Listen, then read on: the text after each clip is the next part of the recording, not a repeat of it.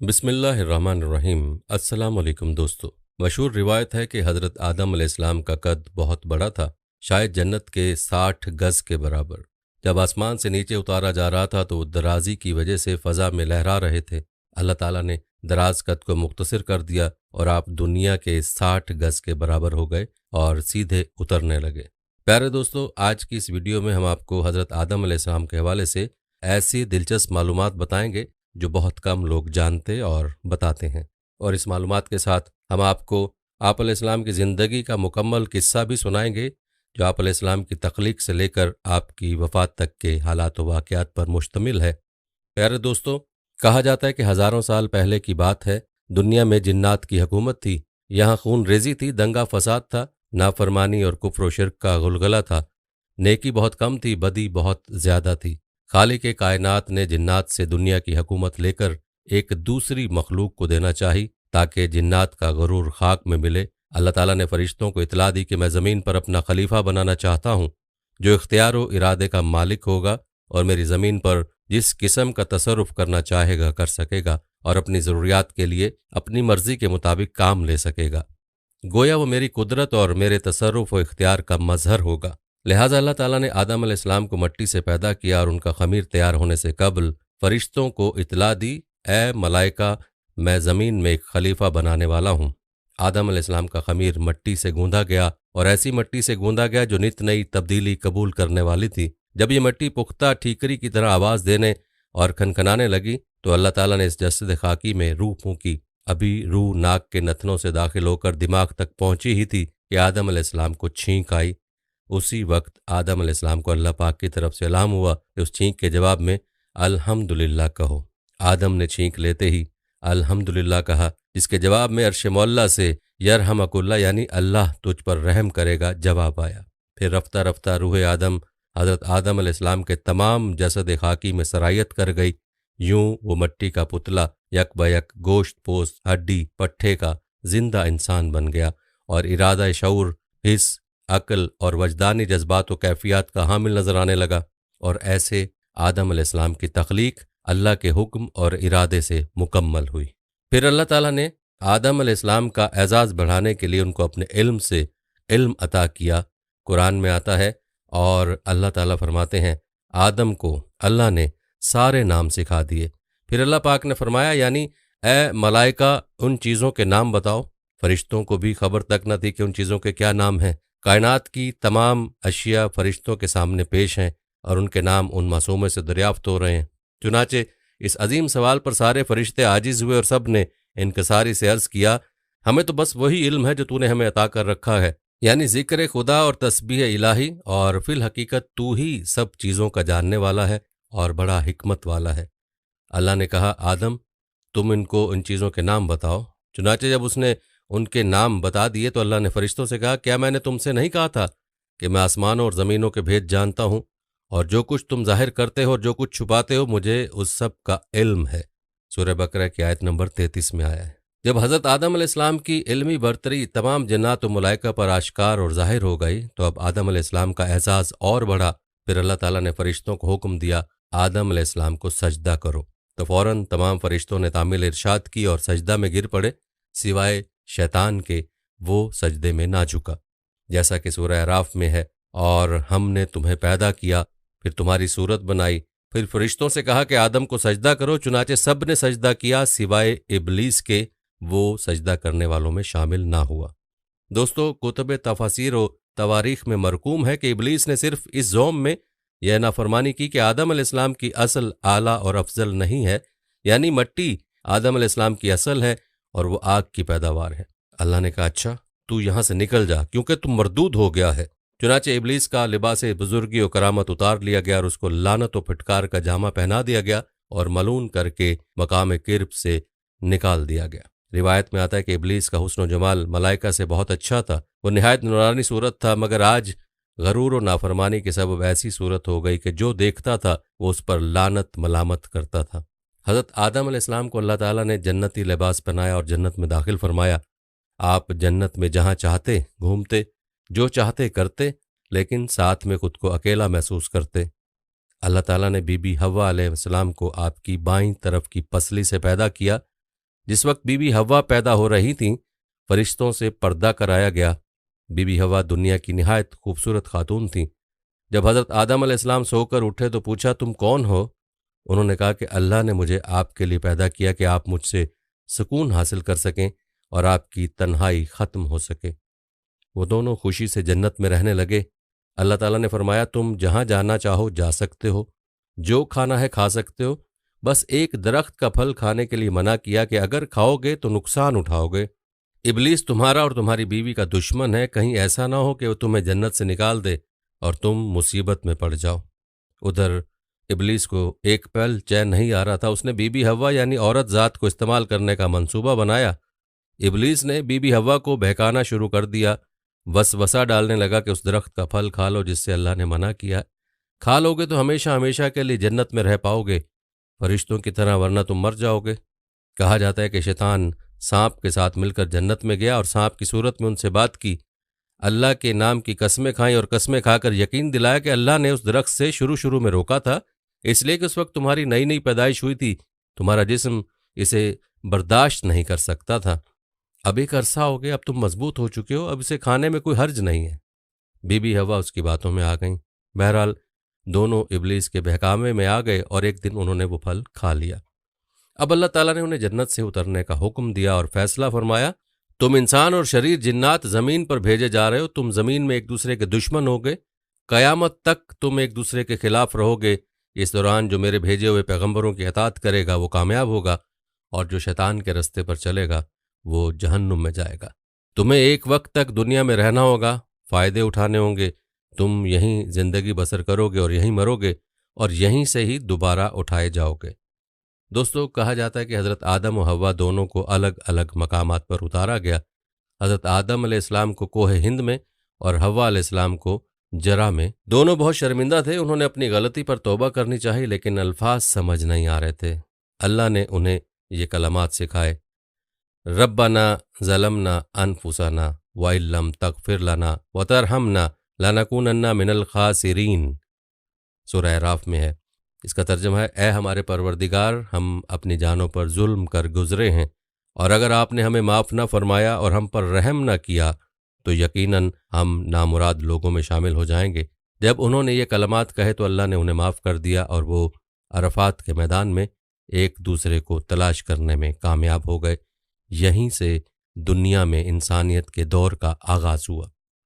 दोस्तों, जहाँ तक हज़रत आदम अलैहिस्सलाम की औलाद का जिक्र है तो कहा जाता है कि हज़रत हव्वा अलैहिस्सलाम ने 20 बार वलादत की तकलीफ़ उठाई। हर बार जुड़वां बच्चे पैदा होते थे, एक लड़का एक लड़की। जो एक साथ पैदा होते थे वो सगे बहन भाइयों की तरह होते थे, उनकी शादी नहीं हो सकती थी। जो अलग अलग पैदा होते थे उनकी शादी हो सकती थी। इंसानी आबादी के लिए उस वक्त अल्लाह ताला ने यही हुक्म बतौर शरीयत नाजिल फरमाया था। इस तरह बीबी हवा ने कुल 40 बच्चों को जन्म दिया। याद रहे कि हज़रत आदम अलैहिस्सलाम नबी हैं, लेकिन तशरीई नबी नहीं, बल्कि उन नबियों में से हैं जो दुनिया की शुरुआत में तालीम इंसान के लिए भेजे गए। हज़रत आदम अलैहिस्सलाम ने अपनी औलाद को वो सब सिखाया जो अल्लाह ताला ने उन्हें सिखाया। सब एक अल्लाह की इबादत करते, खेती बाड़ी करते और जानवरों को पालते। प्यारे दोस्तों, हम आपको हज़रत आदम अलैहिस्सलाम की वफ़ात के बारे में भी बताएंगे और आप अलैहिस्सलाम ने कितनी उम्र पाई ये भी बताएंगे, लेकिन पहले आपको हज़रत आदम अलैहिस्सलाम से जुड़ी कुछ दिलचस्प मालूमात बताते हैं। दोस्तों, क्या आपने कभी सुना है कि हज़रत आदम अलैहिस्सलाम को आदम क्यों कहते हैं? तो इस हवाले से हज़रत अब्दुल्ला बिन अब्बास रज़ियल्लाहु अन्हुमा ने इरशाद फरमाया, बेशक अल्लाह पाक ने आदम को जुमा के दिन असर के बाद पैदा फरमाया और आपको अदीमुल अर्ज़ यानी ज़ाहिरी ज़मीन की एक मुट्ठी मट्टी से पैदा फरमाया, इसलिए आपको आदम कहते हैं और आपकी औलाद को आदमी यानी आदम वाला कहते हैं। और जहाँ तक बात है हज़रत आदम अलैहिस्सलाम की कुन्नियत की, तो हज़रत आदम अलैहिस्सलाम चूँकि तमाम इंसानों के वालिद हैं, इसलिए आपकी एक कुन्नियत अबुल बशर यानी तमाम इंसानों के वालिद है। आप अलैहिस्सलाम की एक कुन्नियत अबू मोहम्मद भी है और जन्नत में भी ये कुन्नियत आपकी होगी। जैसा कि हदीस पाक में है कि जन्नत में किसी की कुन्नियत नहीं होगी सिवाय हज़रत आदम अलैहिस्सलाम के, और आपकी इज़्ज़त व ताज़ीम के लिए जन्नत में कुन्नियत अबू मोहम्मद होगी। दोस्तों, अब बताते हैं आपको हज़रत आदम अलैहिस्सलाम की मुबारक सूरत के बारे में। روایات میں آتا ہے کہ جب حضرت آدم علیہ السلام کے مبارک وجود کا گارا بنا لیا گیا تو اسے ہواؤں کے ذریعے اتنا خشک کیا گیا کہ وہ بجنے والی مٹی کی طرح ہو گیا، جیسے ٹھیکری۔ پھر فرشتوں کو حکم ارشاد فرمایا کہ اس کو میدان عرفات کے پاس وادی نعمان میں رکھ دو۔ اس کے بعد اللہ پاک نے اپنے دست قدرت سے حضرت آدم علیہ السلام کا وجود بنایا۔ فرشتوں نے پہلے کبھی ایسی خوبصورت شکل و صورت نہیں دیکھی تھی، لہٰذا حضرت آدم علیہ السلام کا مبارک وجود دیکھ کر وہ بڑے حیران ہوئے اور ان کے ارد گرد تعجب سے دیکھتے رہے۔ دوستو، اب بات کرتے ہیں کہ زمین میں چشمے کیسے جاری ہوئے۔ ایک روایت میں ہے کہ جب اللہ پاک نے حضرت آدم علیہ السلام کو پیدا فرمانے کا ارادہ کیا تو زمین سے فرمایا، میں تجھ سے ایک مخلوق پیدا فرمانے لگا ہوں، تو جس نے میری فرمانبرداری کی اسے میں جنت میں داخل کروں گا، اور جس نے میری نافرمانی کی اسے میں جہنم میں ڈال دوں گا۔ تو زمین نے عرض کیا، اے میرے رب، کیا تو مجھ سے ایسی مخلوق کو پیدا فرمائے گا جو جہنم میں جائے گی؟ تو اللہ پاک نے ارشاد فرمایا، ہاں۔ اس پر زمین اس قدر روئی کہ چشمے جاری ہو گئے اور یہ قیامت تک جاری رہیں گے۔ دوستو، حضرت آدم علیہ السلام کی پیدائش سے جڑی ایک دلچسپ بات یوں بیان ہوئی ہے کہ اللہ پاک کے حکم سے جب زمین سے مٹی جمع کر لی گئی تو اللہ پاک نے حکم ارشاد فرمایا کہ اس کو وہاں رکھو جہاں آج خانہ کعبہ ہے۔ پھر فرشتوں کو حکم ہوا کہ اس مٹی کے مختلف پانیوں سے گارا بنائیں۔ پھر اس پر 40 دن بارش ہوئی، 39 دن غم کی اور 1 دن خوشی کی۔ اسی لیے انسان کی زندگی میں خوشی کم اور غم زیادہ ہیں۔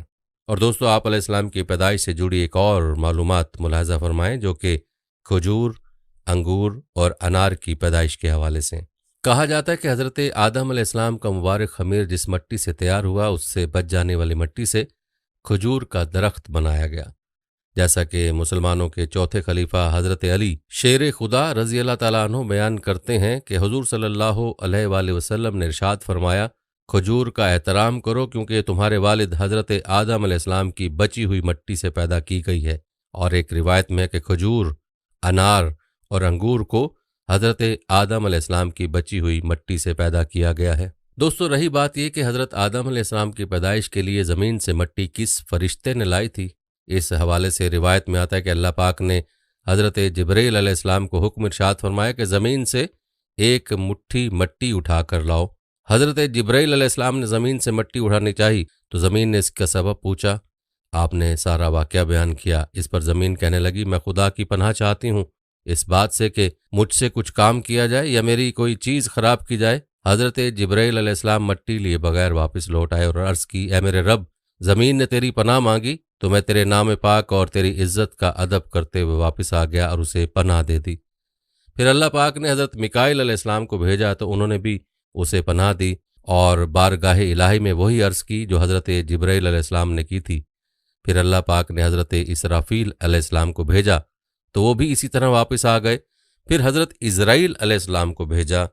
جب زمین نے ان سے پناہ مانگی تو انہوں نے فرمایا، میں اس بات سے اللہ پاک کی پناہ مانگتا ہوں کہ اس کے حکم پر عمل کیے بغیر واپس چلا جاؤں۔ چنانچہ انہوں نے زمین سے مٹی لے لی تو اللہ پاک نے روح قبض کرنے کا کام بھی انہی کے ذمہ لگایا کہ تم نے ہی اس مٹی کو زمین سے الگ کیا ہے، تم ہی اس کو ملانا، اور ان کا نام ملک الموت یعنی موت کا فرشتہ رکھا گیا۔ دوستو، رہا یہ سوال کہ یہ کتنی قسم کی مٹیاں تھیں، تو اللہ پاک کے آخری نبی محمد عربی صلی اللہ علیہ وآلہ وسلم نے ارشاد فرمایا، اللہ پاک نے آدم علیہ السلام کو ایک مٹھی سے پیدا کیا جو تمام روئے زمین سے لی گئی، لہٰذا اولاد آدم زمین کے اندازے پر آئی، ان میں سرخ، سفید اور کالے اور درمیانے اور نرم و سخت، پلید و پاک ہیں۔ بعض حضرات نے فرمایا کہ حضرت آدم علیہ السلام کی مٹی میں 60 قسم کے رنگ شامل تھے، وہ تمام آپ کی اولاد میں پائے جاتے ہیں۔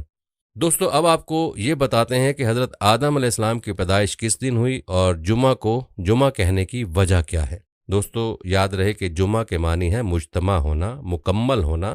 جمعہ کو جمعہ اسی لیے کہتے ہیں کہ اس دن میں حضرت آدم علیہ السلام کے جسم شریف کی تکمیل ہوئی۔ فرمان نبی صلی اللہ علیہ وآلہ وسلم ہے کہ بہترین دن جس پہ سورج نکلے وہ جمعہ کا دن ہے۔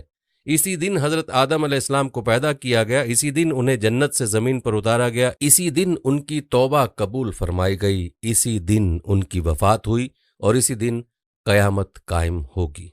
دوستو، مذکورہ حدیث میں حضرت آدم علیہ السلام کی پیدائش سے مراد یا تو ان کے جسم شریف کی تکمیل ہے یا جسم شریف میں روح پھونکنا مراد ہے، کیونکہ حضرت آدم علیہ السلام کے جسم کی ساخت تو بہت عرصہ تک ہوتی رہی، ہر قسم کی مٹی پانی کا جمع فرمانا، پھر اس کا خمیر کرنا، پھر اعضاء ظاہری باطنی کا بنانا، پھر بہت روز تک سکھانا، اس میں بہت دن لگے، یہ ایک دن اور ایک ساتھ میں نہیں ہوا۔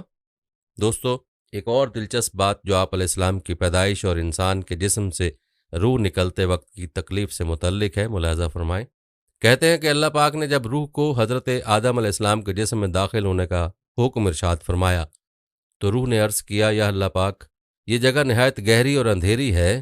3 بار حکم الہی ہوا اور تینوں بار روح نے یہی عرض کی، تو اللہ پاک نے فرمایا، نہ چاہتے ہوئے داخل ہو رہی ہے تو پھر نکلنے میں بھی سخت تکلیف ہوگی۔ یہی وجہ ہے کہ جب انسان کے جسم سے روح نکلتی ہے تو سخت تکلیف ہوتی ہے۔ پیارے دوستو، یہ تھی کچھ معلومات جو کہ حضرت سیدنا آدم علیہ السلام کی پیدائش کے ساتھ منسلک تھیں۔ چلیے بات کرتے ہیں آپ علیہ السلام کی عمر مبارک کی اور آپ علیہ السلام کی وفات کی۔